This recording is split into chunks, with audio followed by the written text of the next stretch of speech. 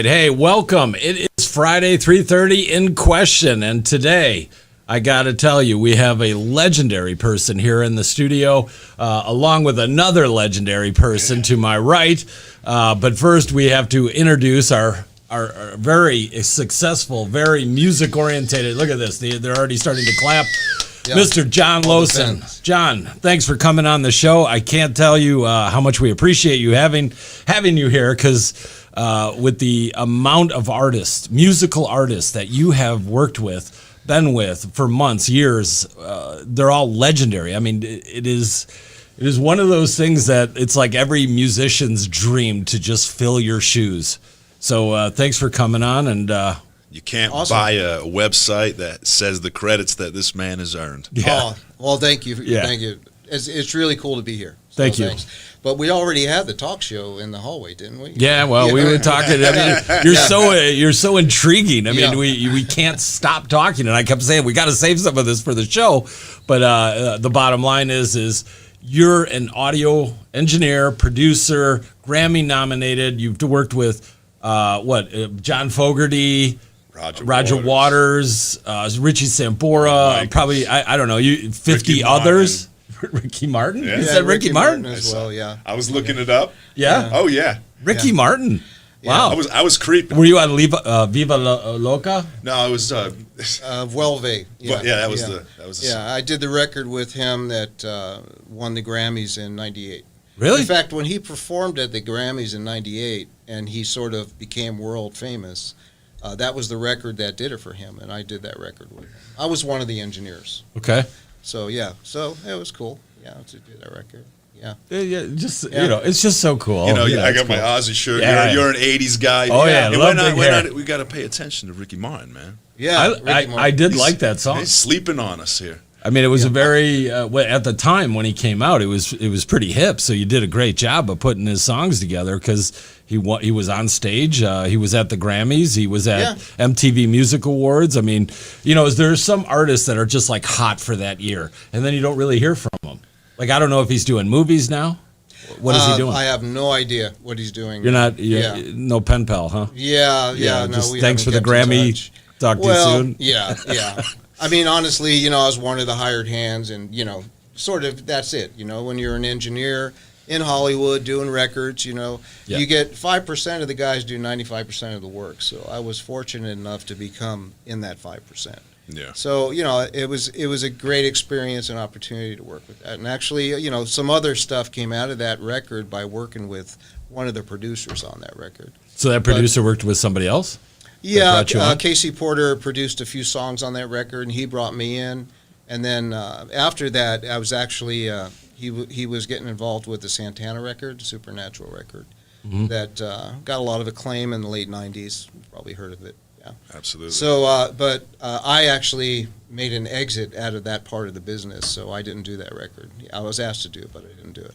Yeah. How many of you turned down? I think that's a big question. Yeah, well, it's kind of like saying if you say yes, they go, "We're getting a Grammy.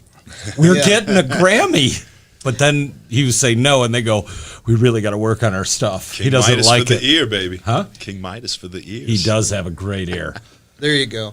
No, it's I mean, back then making records is a lot different than making it today. I mean, I just heard some cuts that Dan did. Yeah, amazing. Mississippi band. Nova. Yeah. You liked it, huh? Yeah. I like it. Appreciate that. I'll speak for you now and say, it's awesome drumming, and the band sounds great. Thank you. And I know it wasn't even a finished record. There's still some work to do on it, but there's a little bit left to put it together. But Robbie and Chan, man, guitar and bass, just a 3-piece, and going, just going at it, rock. Yeah. Good songs, good delivery, good tones. Good riffs. Cool. I like it. When we made records in the 90s, it was sort of like you either had a budget to spend 6 months in the studio, or you just didn't do a record. And that's the way it was in the 90s. If you go back to the 70s and 80s, like when, John did Proud Mary, they got 17 minutes to cut the track, at Fantasy Records. And and that's not a secret. John will tell you that. But don't you think there's some genius in skimming the top of the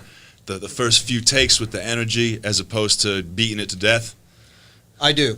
And, I've worked records that we've taken years to make the records. Yeah. I did a mix session with Roger that was 6 months in 4 studios. Roger Waters. Yeah. I was checking that album out as well. Yeah, so it was 6 months of mixing in 4 studios, and he had spent 2 years of recording over in England on that record before it came to Hollywood. And so in those days, though, we had the bigger budgets, so they utilized it. So people ask you, how much does a record cost to make? Yeah, right? that is a And good my question. answer is always 10 to 20% more than your budget. But in today's world, things are sort of organic. So, a lot of music is made in home studios because it's affordable to sort of get your stuff together. So then it comes down to, and we'll talk more about this, it really comes down to, it's not really the piano, it's the piano player. It's the person, running the session, producing the record, because, a lot of guys have to wear a lot of hats, especially in some genres of music. They're the producer, the songwriter, the artist, and the engineer. And it's hard to wear all those hats. But even so, things happen a lot faster today. And I'll answer your question this way. I worked with an artist once, and, instead of doing 50 or 100 takes of the vocal over a period of time, right? Because, you always did those records where the guy was, 2 in the morning, you're at take 30. Yeah. Mm-hmm. And I was just one more time, I could do it better, It's like, hey, Got the man. case of the one mores. Yeah. They do that in baseball. Yeah. They do that in anything that that needs reps, It's like, well, take 2 was the best one, I but do it that wasn't at good all enough. you could eat. It's really awesome to have someone that can back up, have the perspective, and say, dude, stop. The first few handful of takes has the juice in it. Right. So now when I produce a record, from now and then I'll produce a band.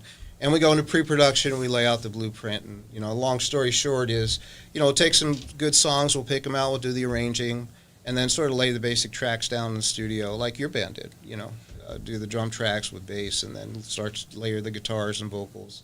And, I'm just a fan of getting the real heart of the stuff. And here's how I'll sum that up. It's like, I did one record with an artist, and they had sold 60 or 70 million records, right? But we were doing lead guitar parts, and this was take number 375, and it was about which strings to use, which guitar, and all this stuff. But then there was sort of this moment in time where the lead took on a sort of this life of its own, right? And that bend was a little out of tune, but it had the magic. And I was like, yeah, that's it. So that's really what it's about. Can you bend that note to where it needs to be? Well, if I have to, but I want to leave it there. Okay. Because if you listen to those old records from the 70s and 60s and 70s in that genre, there's a lot of imperfection. I think of Hendrix. And you hear him playing live, and he'll just play something ridiculous, some crazy pattern, using his thumb and whatnot, and then he'll bend it, and it'll be like a little off, and then he'll make it right, and it'll just sound that much cooler. Absolutely. Yeah. So you think that was the drugs?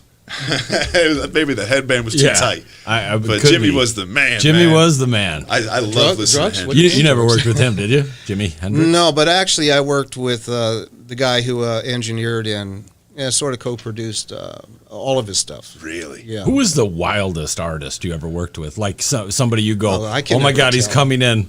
You can't tell. You can't say like there was a time. How about giving us a story without giving us the actual person? Because we all know like Led Zeppelin, or was it Led Zeppelin or somebody used to stick all of the whatever hotel they were in, they would glue it to the ceiling.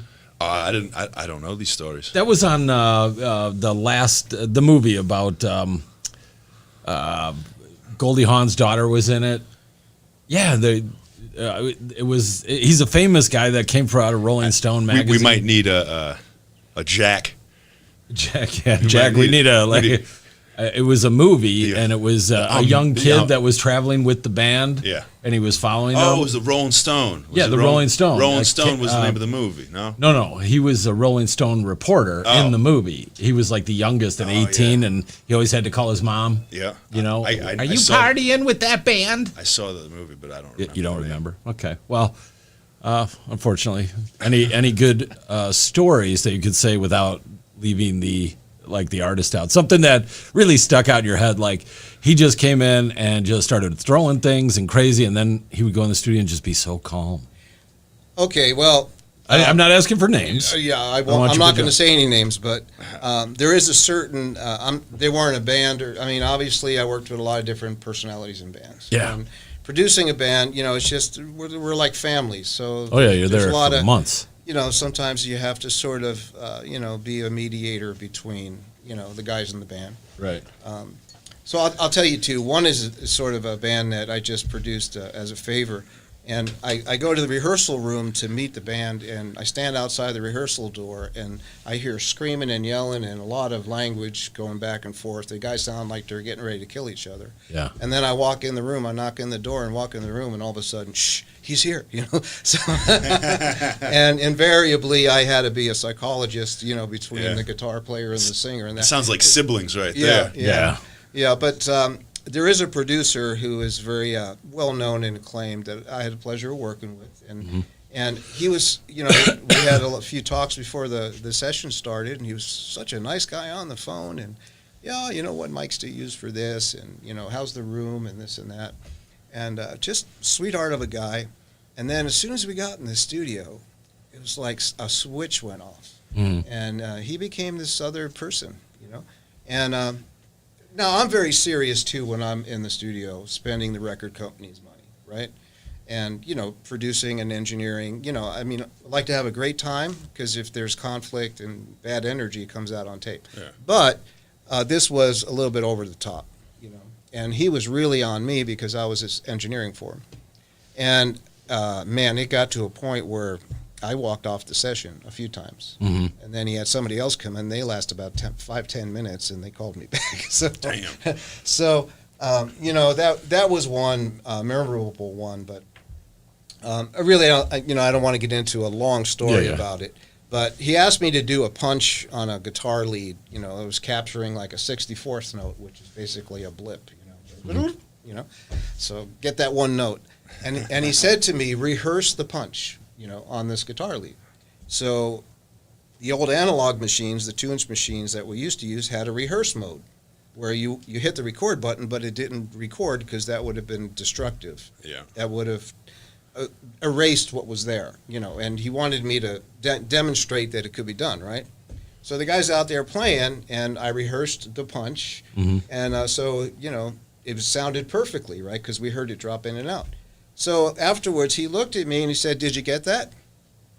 And I said, "No, I didn't get it. You said rehearse the punch." And I'll try and be demonstrative. But always going to effing record. And he's banging the console and he's going crazy.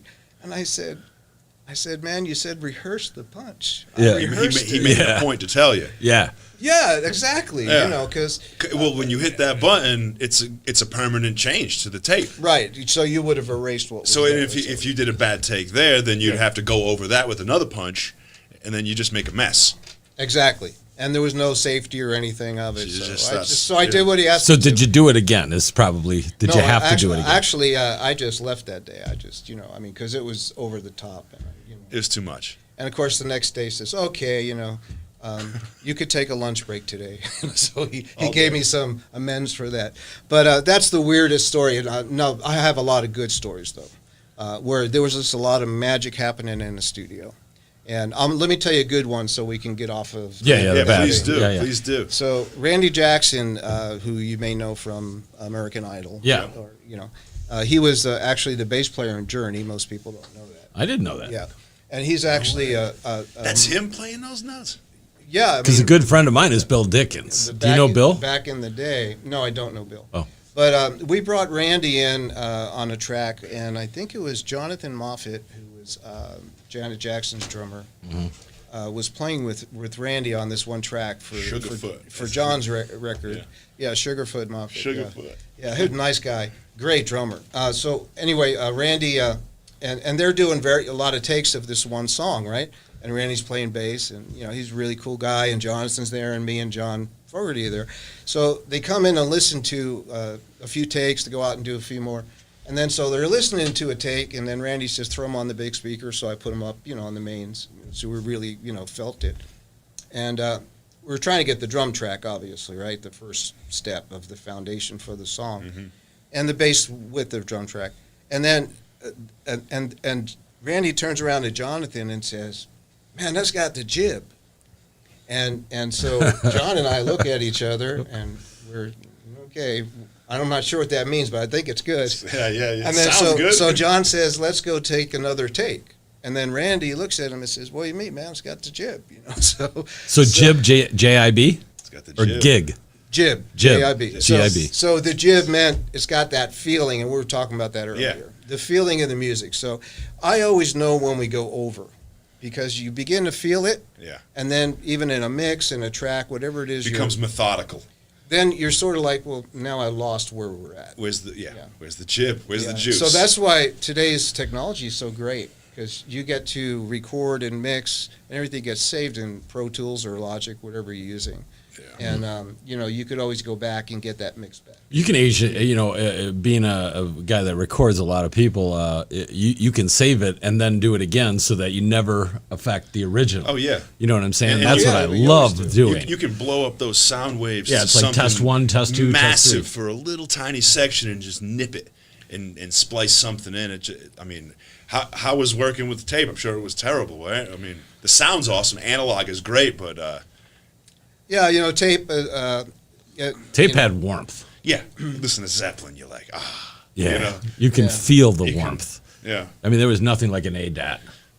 But you had to cut it No? and splice it. Well, ADAT was actually digital. So. I know, but it was still tape. Yeah, it was. I was in the yeah. 90s, okay? Yeah. Thank you. Sorry. Jerry's You're Yeah. going all the way back to the 70s on the big reels. We all have something to offer music-wise, right? Yeah. Generationally. Well, you're closer to my age, Dan. You're still kind of a I little I started whippersnapper. with grunge, and the first song I ever learned on drums was "Tomorrow" by Silverchair, and then Nirvana. But then I went to Sabbath. So how Okay. long? How long have you been playing drums? Since I was like 8.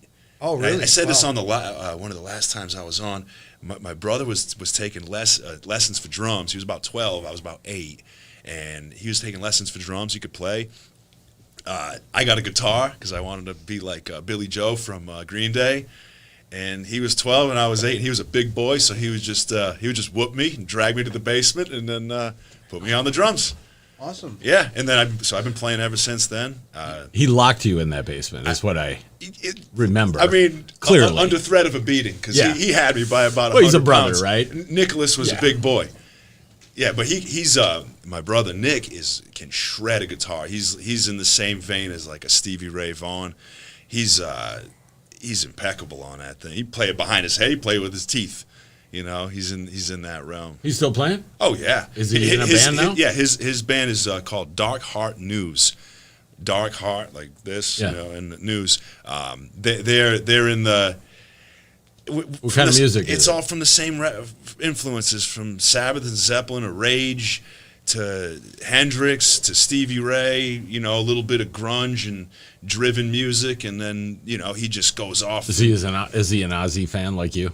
He's a Sabbath fan. Sabbath? Ozzy. Say Ozzy was in Sabbath. Dude, Randy Rhoads and Zakk Wylde. I mean, those guys are ridiculous, but it's not my favorite or his favorite. He's played on stage with like Buddy Guy and done. He's ridiculous on the guitar. But he taught me he can play everything. He's one of those kind of guys, and he taught me how to play drums, and I just took to it. And I love hitting stuff. This guy slaps I play his skins baseball, and pretty I good. like. I hit balls and I hit drums. Yeah. Dan and I were joking before. I don't know if you were in the room, but I said, "Do you hit the drums with baseball bats?" Yeah, you did. Here Yeah. it is. So, And he And I said number just five. five Just B's. 5 Bs. Yeah. Influenced by John Bonham. Yeah. yeah. Yeah, There's man. craters in the snare drum. I try to get the rim shot. Yeah, there I you like go. that. So out of the 70s and 80s bands, like give us a couple of the names, because I only announced a handful in the start of the show, but you have worked with like 50 plus. Yeah, I did So- a lot of records. I mean, I was like I said. This is the time to brag, Job. Yeah. I'm asking you to brag a little. Yeah, so- because the people coming on, the people that are watching, they're all music fans. So when they see actually the legendary people you worked with and the albums that you've created, it puts a new kind of twist into your name being adapted into the younger and the youth. Because, even my son, he's starting to listen to a lot of the same music I'm listening to, which is kind of cool because, you go to change the station thinking, in the car, like, I probably wouldn't like that. He goes, wait, that's Zeppelin. You're like, what? My son. I love so you, my proud. son. You're not walking now. So, okay, well, there's a point to all this, so I'll get to that point. And I want to mention something just along those lines, right? Okay. So my son is 24, and he just turned 24. Today's his birthday, actually. Oh, happy birthday. No Yeah, way. yeah. My girlfriend's birthday is today, too. Oh, awesome. Happy birthday, Christine. Yes. Love you. Yeah, that's a good crazy. day. Hopefully she's and watching. my cousin, Yeah. who's also a ridiculous guitarist. And he's so he's a really a music listening guy. He's a music aficionado, I would say. He just he's got a lot of versatility. But when he was like 11, 12 years old, he was listening to this sort of, packaged boy band stuff and girl band stuff that they had, for kids, right? And I used to expose him to, the Eagles or Zeppelin or that stuff, on the radio or whatever. And he'd be, Dad, I don't like that stuff. But don't you know, by the time he was 15 or 16, he was listening to Zeppelin, Eagles, and Aerosmith from the old days and all that stuff. And actually, in the last 5 years, all he does is play records on a record player. So he's really into going the vinyl. authenticity. He went all the way to the beginning. So here's the thing: in that era, they didn't have 5 years to make a record. They took their time. They made a record in maybe 2 or 3 months, right, for a 12-song LP or something like that. Yeah. And so a lot of it wasn't artificially manufactured like it is today. It certainly didn't have an auto-tune button. No. They didn't have a quantize button. And for certain genres of music back then, which was rock, R&B, jazz. I mean, a lot of jazz records were cut live to 2-track. I mean, weren't even overdubbed. That's awesome. But the feeling came across. And before we sum up today, I want to just share one thing that'll sort of drive this point home. For people today making music, this is really vital. So Get it up. I want to talk about it. But it's because it has to do with the analog tape thing, because it does sound more linear and more natural. But when digital first came out, it sounded a little bit, harsh, right? And because of the technology involved. Very clean. It was aliasing it, and what that means basically, there was pieces missing out of the waveforms, right? So it's pretty good today, and we use a lot of tube and analog stuff going in, so it's pretty good today. But the tape was more importantly, tape didn't give you all the options that digital does today, where you could take that waveform and chop a little bit. Mm-hmm. But it was more natural, is my point. And it was about the feeling, and if it's not coming from the heart, it's not going to reach the heart. And really, the producer engineer, their job is to be the bridge between that. And there's a story, like I said, I want to tell about this. But the reason why I think a lot of people are drawn to that is because it gives them the feeling. It's not identifiable, it's not logic, it's not technical. It's just something about it. It's like you taste a piece of meat at a restaurant that you order, and for some reason, this steak or this chicken or whatever, this fish, I just love this flavor, and you don't know what it is, and you don't really care. Yeah. You don't really care what the cook did, right? Yeah. But that's what sells, and the thing that really makes a record magical and gives it longevity is you want to hear it again. That's the whole point, because it makes you feel a certain way. So, I worked with a lot of producers, engineers, and artists. And the producers, engineers I worked with early on, to answer your question now, I had the pleasure of working with guys like Tim Palmer, who was out of London, and him and his engineer, Simon Weinstock. They did David Bowie stuff and Robert Plant stuff. Wow. And I did a record with them where that. I was actually the assistant engineer, but I was in the studio with them, setting up their mics, changing tapes. Early on in my career. Were you in England? No, they were here in Hollywood, yeah. And I was just I worked at the studio, and they threw me in on the session, so I got to do the session. But I learned a lot about producing and engineering by working with the great producer engineers. So they need to be mentioned because they're the guys with the small writing on the album, but they're the guys who sort of were responsible for being that bridge for the artist to get out there. Sure. And then, of course, I worked with a lot of people after that. Guys like Lou Gramm from Foreigner. I did a record with him. It was a solo track that I did with Jimmy Guthrie, who mixed the Wall album. And we were in the studio 20 hours a day, because we were on a So how timeline for a 20 movie. hours a day? Don't your ears? You're only supposed to do like 8 hours. Well, let me just say that, the executive producer on the deal, he had a high hope for the record, and it was for a movie, and we were on a timeline. So You wanted to spend a lot of time on it. now Lou actually came in for a few hours and sang, but we were working with the studio guys and everything to get the tracks built. Yeah, and so working with Lou was great. I did Al Di Meola, who was one of the best guitar players in the world back then, in that genre of music. I did sort of Ricky Martin. I did some Latin tracks. I did How did he make his music? Was he all electronic? Was he acoustic instruments? No, it was real instruments. We were recording on digital, but in those days it wasn't like Pro Tools. It was digital tape. Sure. But it was just the format. And all digital is converting analog to digital. But the conversion process really determines the sonic quality. So we were using a Sony 3348 machine, which was a half-inch tape, but it had 48 tracks of digital on it, which is just bits and bytes instead of magnetic pulses like analog. But I worked with Juan Gabriel, who's no longer with us, but he was one of the, like an Elvis in Mexico. And that was really interesting working with him because the way they made records was they really spared no expense. They flew in a whole orchestra. Wow. And they had an arranger, and we did the session, for 8 hours, and everything was really, really nice people, And there was a couple of wrong notes that he didn't like. So they came back the next week, and they did the whole thing again. So, Wow. Flew them all back? Yeah. Hey. They had a private gotta jet. get it right. So, yeah. So did him, certainly Richie, who you mentioned, I did a solo record with him. Richie Sambora. I actually did all the final bounces for Bridges to Babylon that the Stones did, but I didn't work with the Stones. I worked with Don Was, who actually won a ton of Grammys for producing. He did Bonnie Raitt and all those people. And Don was a great guy to work with. I learned a lot from him. Did you ever work with like Charlie Daniels? Never worked with Charlie Daniels, no. No? I was mostly in Hollywood, so a lot of guys in Texas and Nashville, They stayed in Nashville. Yeah.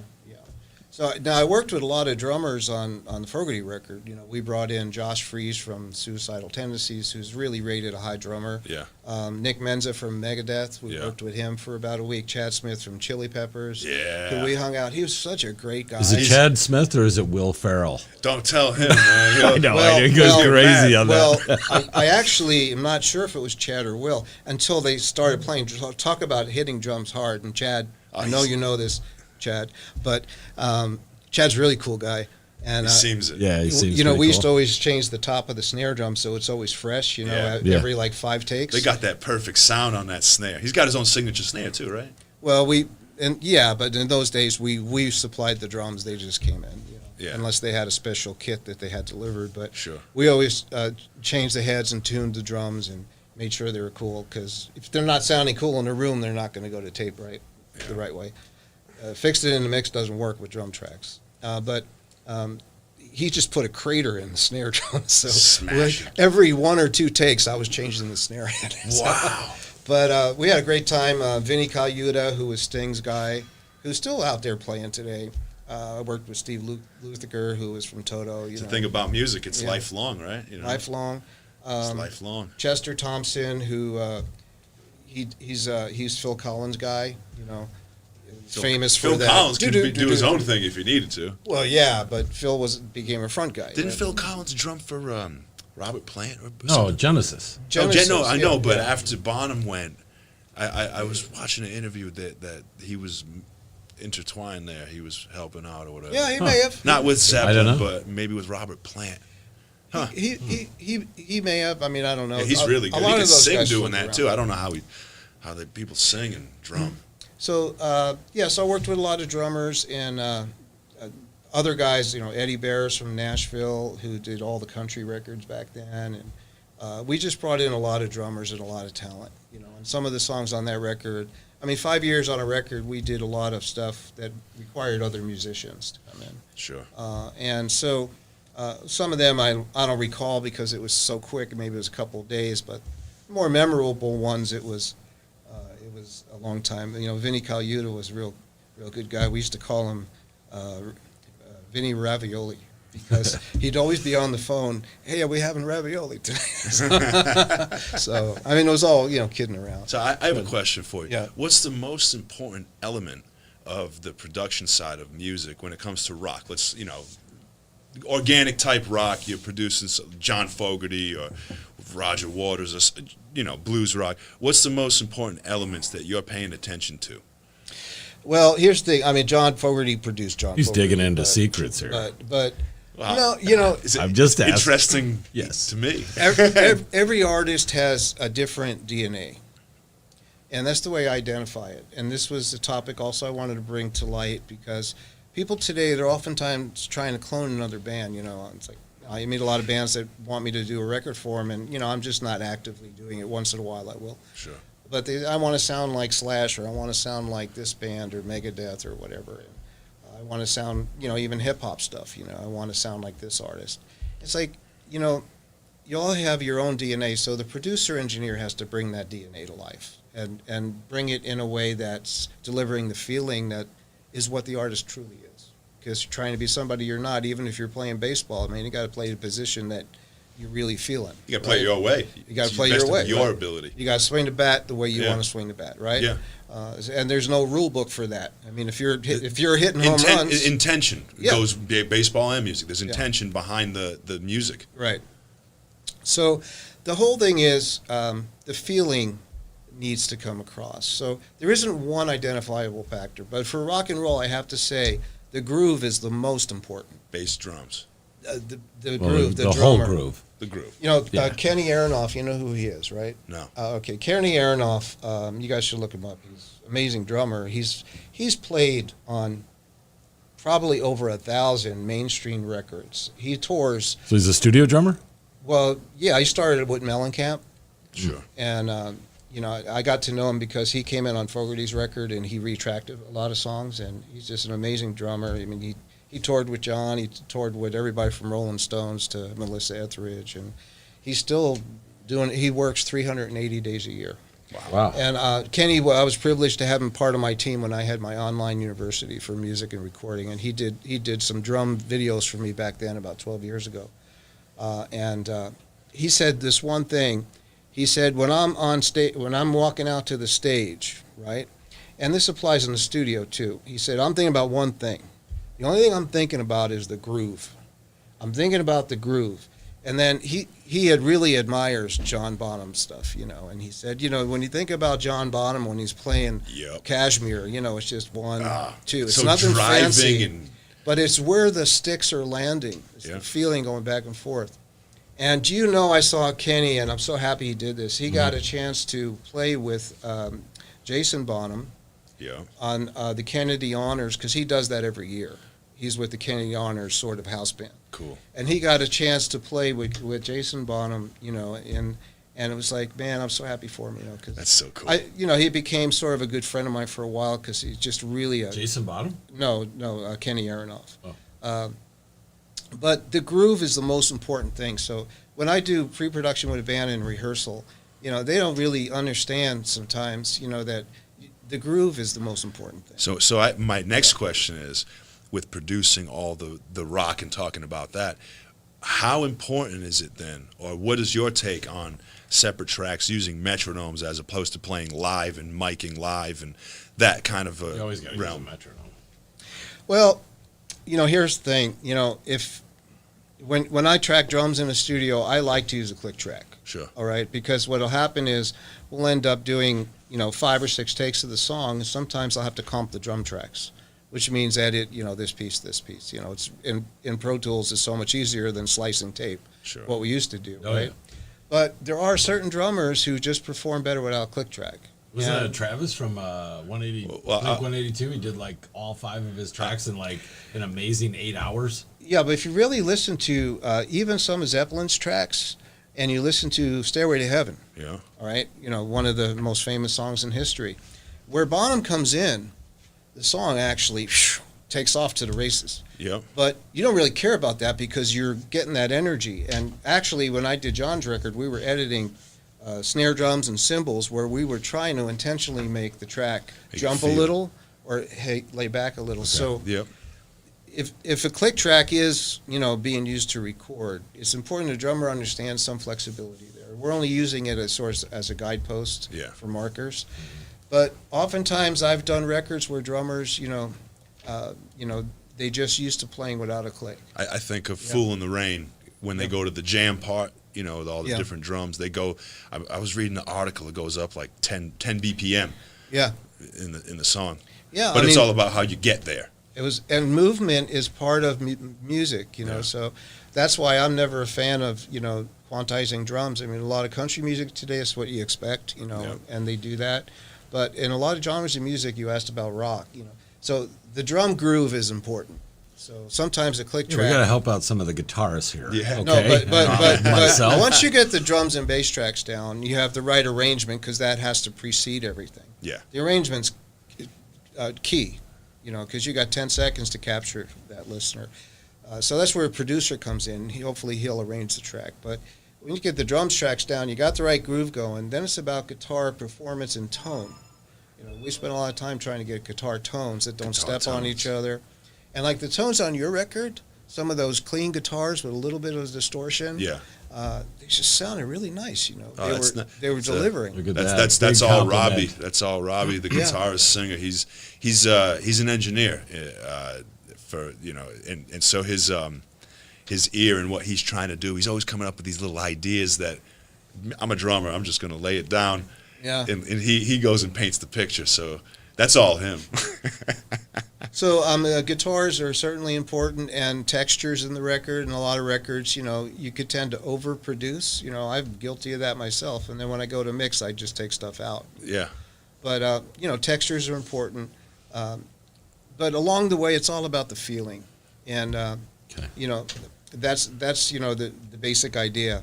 And before I go too far, I know you wanted to say something, right, Jerry? About? Oh, I don't know. So here's I just want to drive this home. This is my final point, right? Yeah. My final point is when I retired from production work, officially from Hollywood, and it was because my son was born. And I said, okay, I want to be a dad. I don't want to spend 18 hours a day in the studio anymore. So I became a director at a major university for recording arts and a degree program. So I taught for 4 years there. You said you had a course. Well, my course came later, but that was for home studio. But Okay. This was at a major university. I was director, and I used to lecture 4 hours a day and teach a lot of technology, And it was all relative because as a foundation stone, you need that basis. Today, not so important, but back then, this was early 2000s. Is that when Pro Tools and all that stuff? Pro Tools was just making an entrance, but we were still using analog tape. Okay. We were still sort of working. It was working its way in. I got to tell you how good he is. Okay, this is just from a personal experience. So we were here in the studio. We were doing a show, and we couldn't get the audio to work. So John, I called John. I'm like, John, I'm throwing a Hail Mary, man. Can you help me? And he goes, yeah. What's the problem? I go, I did everything that I know of to get this sound out. I've done recordings before. And he goes, okay, take your phone, take a picture of it, send it to me. Man, I'll be damned if he didn't look at the picture. He's like, oh yeah, you don't have that left right on. There you and go. I was like, I'm just reaching the button. I'm like, oh, there it is. It's like a magic code. You just type it in. But I'm pulling my hair out. I'm spinning around. We couldn't figure it out. It was just one little button. But that's why he's a special man. That's why he's very special and a Grammy-winning artist. Yeah. Producer, engineer with millions of friends in Hollywood and all these rock bands. I mean, every time. I didn't say I'm still friends with him. Oh, yeah. You're still friends. Look how nice this guy is. He's in the witness protection. Even the guy that was yelling at him, right? Yeah. He was all over him. Oh, the guy that yelled at me, I had a little talk with him later at an NAMM show. And I told him he's buying me breakfast because we need to sort of. He needs to apologize to me. So anyway, so I was a director at the school, and it was, degree programs are very technical, and, the long story short is my class sizes were 120 students about average. It's tough to reach everybody. And they had, big studios. They went into labs, and they sort of executed the lesson that I was teaching, which, push this button, push that button, the LR button, whatever.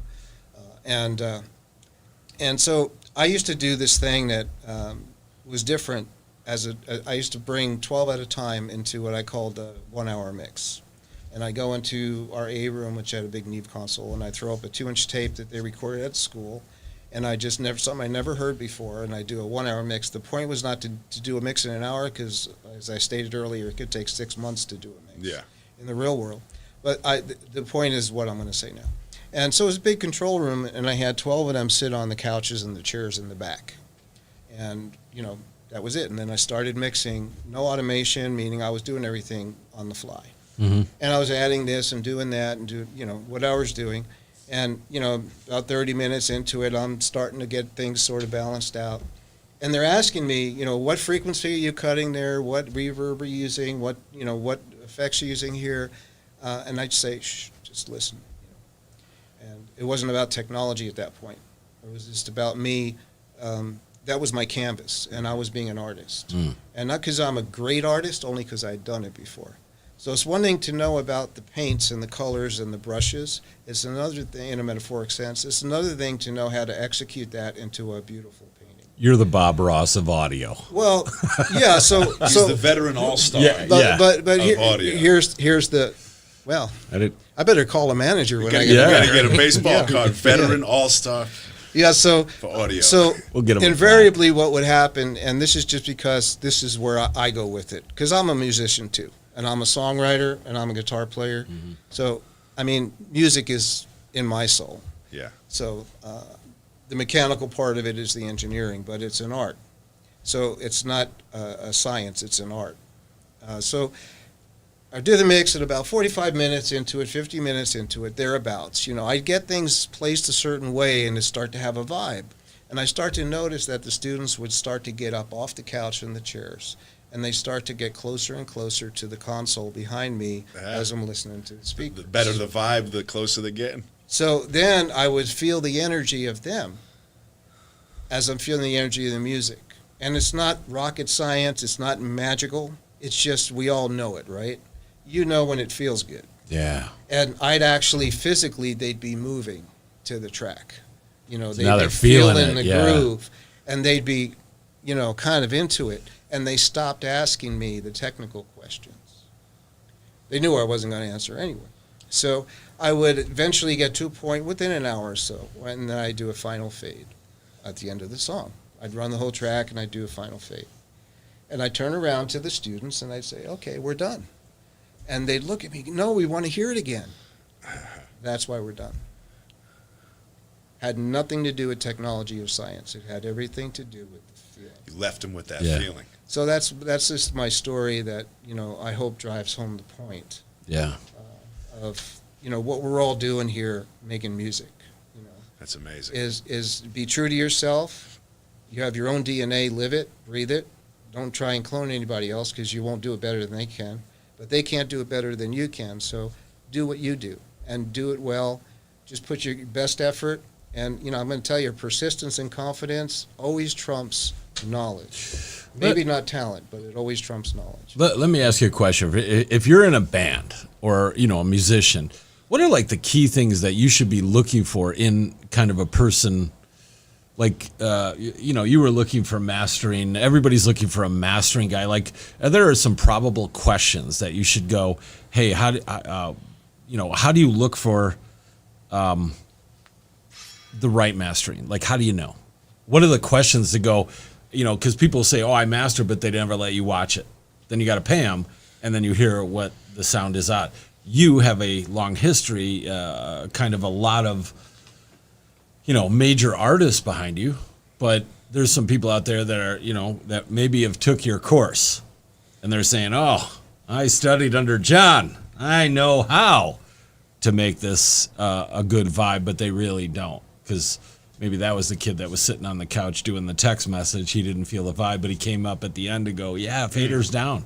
Yeah. There's probably a few that slip, but he has a strong vibe, so you hope he's giving that off to the students, right? Yeah. I don't really even pay attention if they slipped. It was the ones that were here. It wasn't about me. It was about them. Your vibe was accessible to those students. Yeah. The vibe of the music is what they really were attracted to, and I was the guy between. I was the bridge. But what should bands look for? One thing is, it's a process when you're in a band. It's different if you're doing some R&B or hip hop stuff and you're a solo person who's your own producer, because it's very organic now. So a lot of those types of individuals out there, and they just have to go with the flow until they find their niche, their jib. The jib. That's the word for the day. Jib. Yeah, Jib, baby. But mastering, mixing and mastering are different processes, and mixing is its own thing. We'll talk more about that some other time. But the mastering process is really the final process it goes through before it gets delivered, right? So, mastering engineers, and this isn't a put down or anything, but oftentimes you give them a great mix, and if the record doesn't sell, they say, "Oh, the mix was bad." And then if you give them a mix and the record sells, say, "Oh, the mix was the master, my work," So, the thing is, it's interpretation. It's like everything else, right? Yeah. It's interpretation. It's really vibe. So you really have to meet and talk to the guy and or the girl, and make sure that they understand where you want to go with your music. Not only that, but they give you artistic influence over it, and they don't take that away from you. That's the number. Well, he just wanted to do ADR. Hi, Steve. He's been calling me today. So. Anyway, Steve's a good guy, though. The number one thing to look for, even in bandmates, is just good chemistry.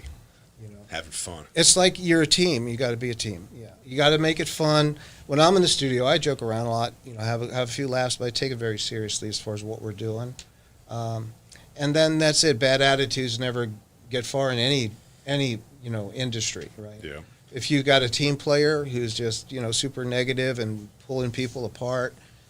Whether it's football, baseball, or whatever, or a band, a band especially, because there's a lot of emotion involved, Yeah. And ego is a very delicate thing, and I'm not saying people are egotistical, but there's a lot of that ego tied to it. we're human beings. We all have. We all have. Yeah. So the number one thing I look for is a good feeling of chemistry. Like when I produce a band, I like to meet the band and have dinner with them, see if we have chemistry. And see if we can get along. And if I sense Is that why you're always on the treadmill? Because you're talking to a lot of bands. No, that's why I'm always hiking, actually. But hiking's my thing. Is it? Oh yeah. I hiked this morning. I didn't get one call. Yeah. Not one call. And Yeah. what was the temperature this morning? It was all the way down to 100, but All the way down to freezing outside. the humidity was 40%. So I don't know. It was Ooh. a little. It was humid this morning. That's rare for Arizona. Get you sweating. Yeah. We had that little bit of rain. No pain, no gain. I had one question about. You said you were a guitarist. Yeah. What was your main intro to music? What was your thing that said, "I love music. I'm going to play it." He was cellmates with Johnny Cash. How did you know that? He's wearing all black. How'd you know that? I don't know. Just made it up. Hi, I'm John Lowson. You asked me before about what started me to play drums. I wanted to know I always wanted to play guitar since I was 5 years old. who made you. I don't even know, but I could tell you who influenced me to really apply myself to guitar, and that's Mr. Jimmy Page. No way. Yeah. Do you know how I got started playing guitar? Yeah. Go ahead, Jerry. All right, very quickly. I was at a poker game. Okay? When you have your friends and you're playing poker and the pot gets kind of huge and somebody's like, "You're cheating. You can't win 5 times in a row." You know what I'm saying? Like you're all out of money. Yeah. So they used to take a break and all the guys would get up and play a jam. I was the only guy sitting there. So I came the next week to the poker party and I won the whole pot. So I took the money and actually bought a guitar. And then I bought that 1, 2, 3 book, where I'm sitting there for hours letting my fingers bleed, trying to build up the calluses. So I went, I waited about a month and then I, went back to the same poker night because, it's winter and winter, it's just poker. You would go to the guy's house. So the poker night began and I literally bought that guitar. I learned a few kind of notes. Yeah. And then when they said, "All right, let's break." Well, Jerry, you could just watch again or whatever. Right. And I went, "No." And I grabbed the guitar, pulled it out and they were like, "Wait, what?" And I was like, really horrible, but I had 3 main chords. Flexing on them, yeah. man. That you beat them and then you stop playing. That was it. Flexing on them. I don't know if I was flexing at that time, but That's crazy, man. I was. That's hilarious. That was how I got started. I never put it down. I did 3 years. Hats off on that one. Hardcore. Wow. But I'm still horrible. And you were a Slash guy. No, I'm total Motley Crue, man. Motley Crue. I told you, I love Ronnie James Dio or Motley Crue. You are Motley Crue. I loved Dio. We got 70s, 80s, and 90s over here. Jimmy Page. Well, I'm riding with him because that was really good music made and it was made like they didn't have all the influences that we have today. Like ask Jimmy Page, he's like he's going back to like the 40s. Robert Johnson, right? Well, Robert Johnson is a big one for a lot of artists. Yeah. Yeah. I actually. Who's Robert Johnson? The old blues guy. Yeah. Oh, blues. John Lee Hooker. Howlin' Wolf, Muddy Waters, all that. And then Eric Clapton. I got a John. Clapton switched. He was a rocker, went to blues.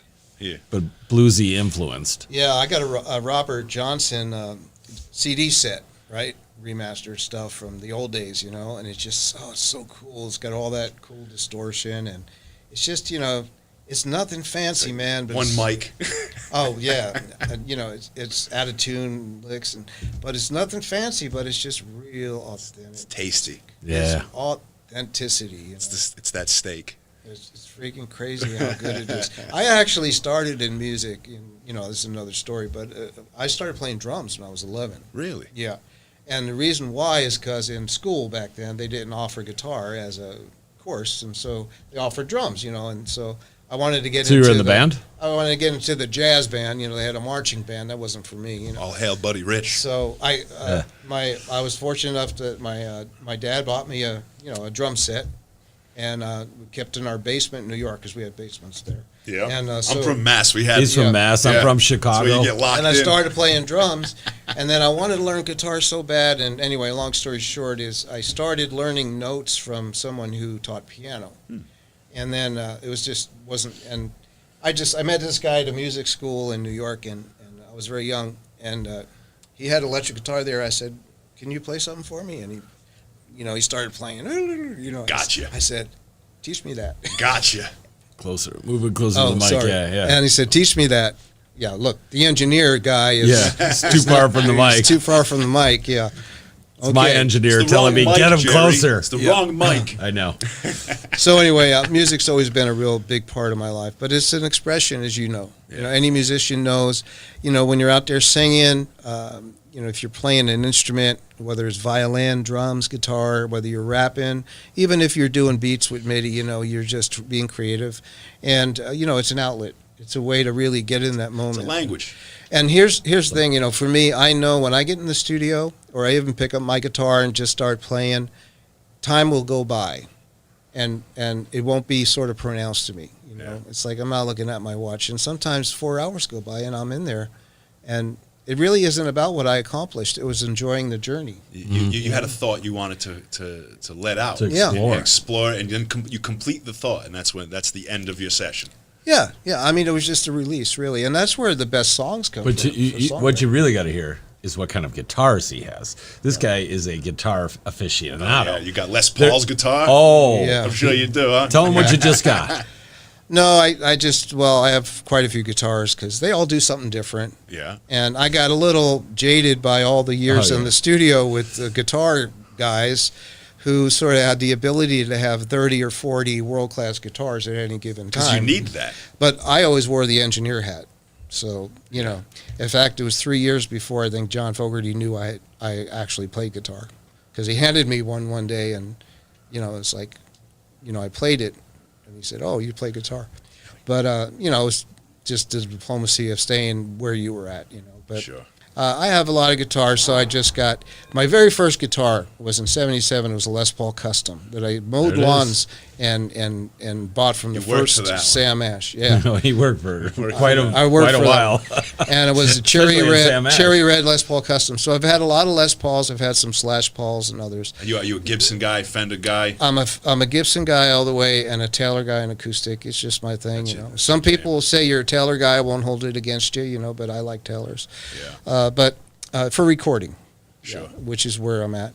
But I just picked up a nice, beautiful black Les Paul custom ebony custom shop. It's beautiful, isn't it? Oh, it's gorgeous. And when I play that thing, it's like butter, It's like butter. Yeah. What kind of strings are you using? I just use, standard 10s. Standard 10s, yeah, okay. 10s to I know, 46. because, I like to use the slinkies. And Real Well, thin ones. well, I I use got a Ernie band. balls because they're good. See, when you're horrible, you have to make other sound effects to cover up the mistakes you're making. But I have I have some PRS guitars and some other Pauls and Gibsons that I put 9s on sometimes because they're sort of like I just have fun with them. Twiddly diddly on I just want you to hear how he says that. I got a couple of lessons that I have to do this, and a couple of lessons that I have to do that. They're beautiful And guitars. so what he's really saying is this is like 50 of these like guitars in a row. A wall of them. Oh, A room of them. Yeah, well, this is, even a burglar would walk in and go, I I'll can't tell you, even take this. I was, this guy's got a collection beyond. I was out in L.A. And I was fortunate enough to get on Go-Go. Ellen's Game of Games show. And I You was, were? Yeah, I was on the game show, and I was at the hotel, and I went for a walk, and I ended up in this little tiny shop called Ventura Music. It's on Ventura Boulevard, and I walked in. And it was just walls of vintage Vista lights and old Slingerlands and Ludwigs. Wow. And then another wall. I don't think there was a guitar under 40 years old. And it was the whole music shop. They had like 100 Speed King pedals from the 60s and 70s. Oh, man. It was, it's like a candy store, I know. yeah, And, I know. Oh, it's terrible. You walk in, and I actually have the picture on my phone. They had Buddy Rich's set there. I sat on Buddy Rich's drum canister stool and Oh, looked awesome. at his drums. Oh, it was sick. Yeah. I actually just bought a Slingerland, a vintage set, influenced by Buddy Rich. have you ever worked with Brian Seltzer? It's I love him. It's interesting because this morning when I was hiking, I was thinking, Brian Setzer, right? Yes, that's Yeah. I there's a good story in my experience with Brian Setzer. That's really he's applicable. I love his guitar. He's got that old Rickenbacker. Yep. He's, the he just rocks. Big body, right? Never worked with Brian, but I had met Brian, and I met Brian in 1979, and I was in a band, and I was. What was it signed- called? Less Than an Inch? Sorry, little joke there. He's talking to somebody else. I here, know. I think. Could you go away guy less than behind an us. inch? This is the guy with the Yeah, there you terrible go. band Yeah. name? What? Yeah. Just had to bring a little humor in. I like when you smile, John. So in those days, we were like, bands, right? So we're doing like a showcase in this bar in Long Island, and Brian's from Massapequa. So Okay. that's where he grew up, like 3 towns over, but I never knew him. Anyway, we were playing the bars, little hole in the walls. And they had, sort of not a battle of the bands, but open mic for bands. You go up and each band would do 2, 3 songs. So, my band went up and I was a big shot, Was it playing. competitive a little bit? Of course it was, Yeah. yeah. Anytime you But got a battle of The the point of the bands. bar was to bring business in, bring your fans in, Yeah. right? So but I actually worked and made some good money playing after high school. I went and played bands for money, and it was good money. And it wasn't. I think it wasn't what you said though. Okay, just the name what of was the the band. name of the band? Now I know that band, but it was no the name. I was in a few bands, yeah. So He's not going to tell I've us. been It's a in. really good name. No, I was in one band that I won't tell you the name. It was a bunch of Italian guys in New York, so I don't say anymore. But It's politically incorrect. all right, I so think the I'm band at, was called I'm, You Gotta Pay. I got a guy. I'm at this bar with my band. We're doing our thing, and this other guys come and set up on stage, and they set up one snare drum and a cymbal, and then there's a stand-up bass, and then there's a hollow body Gretsch guitar, and everybody's playing, the solid body electrics, right? I mean, Fenders or Gibsons, right? Whatever. And there's this Gretsch hollow body guitar. And there's this guy with this haircut that looks kind of different, right? So I noticed he walked in the back, but I happened to go back there, and I think this conversation actually happened in the men's room, to tell you the truth. But I said, hey, how you doing? Is that your band? Yeah, it's my band. By the way, we didn't shake hands, but You hugged. Yeah, no, we didn't hug. Just kidding. No, They shared a stall. I said, do you guys want to borrow our drum set? That's what I told him. I remember that because you only got like a snare drum and No a bass cymbal. drum. Yeah. Not even a bass drum. No bass drum. No hi. No And he said no. He said that's our setup. I said really? I said no. He said yeah. He says we do rockabilly, and we're actually going to London because we want to record our record. And I was like, rockabilly, oh, I don't even know what that is. I didn't know. About to find out. So they come out and play, and they did some of their stuff, right? Stray Cat Strut and all that.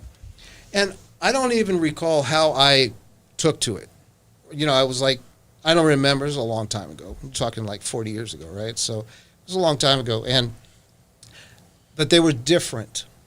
Talk about band DNA. They sounded different than the other 4 or 5 bands that were there, including mine. And I don't know how anybody took to them. But shortly thereafter, I moved to L.A.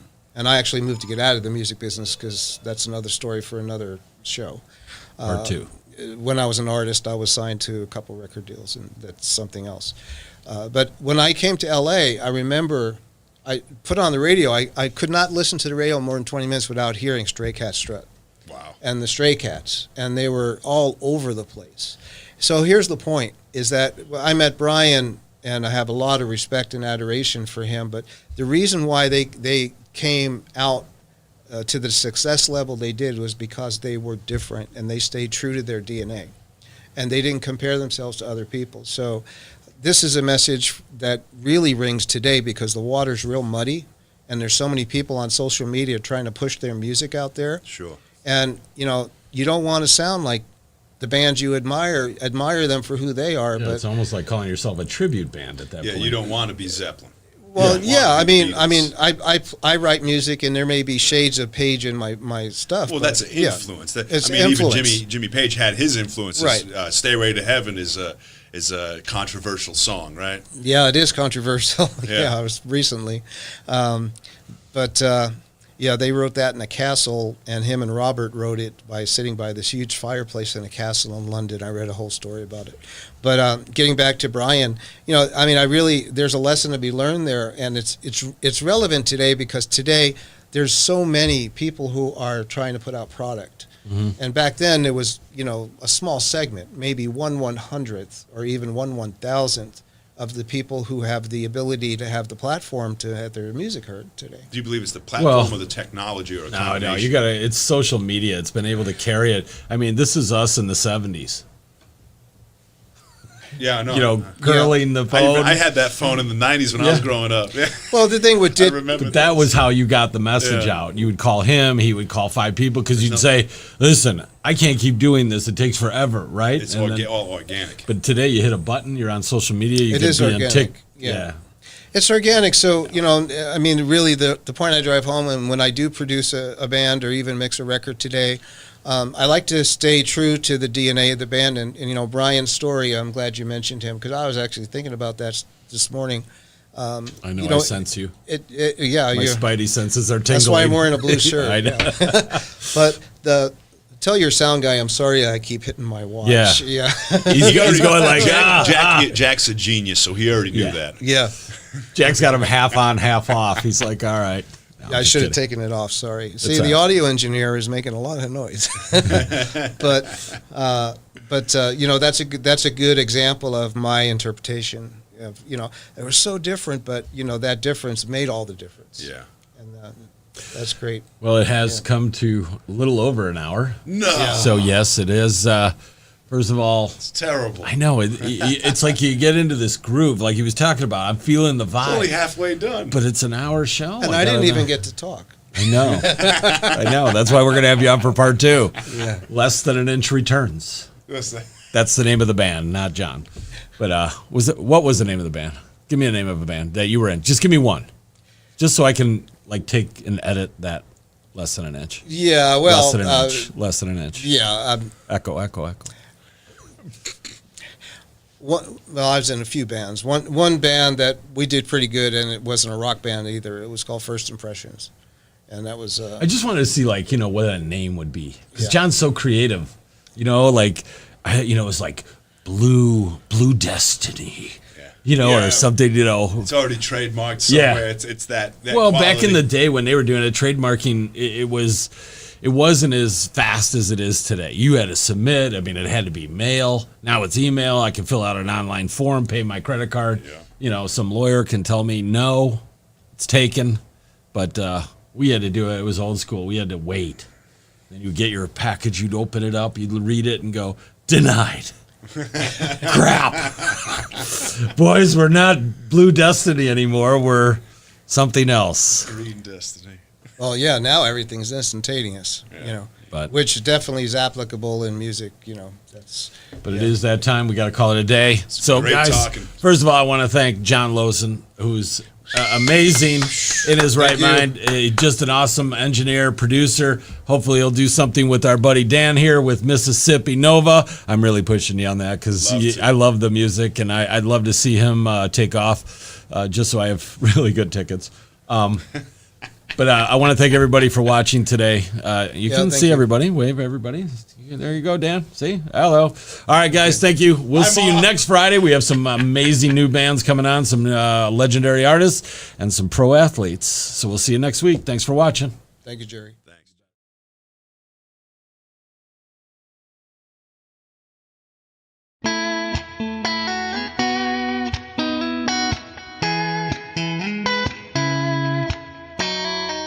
She said she was from Colorado. One day she would win the lotto. Ran away from home and it's been a long road.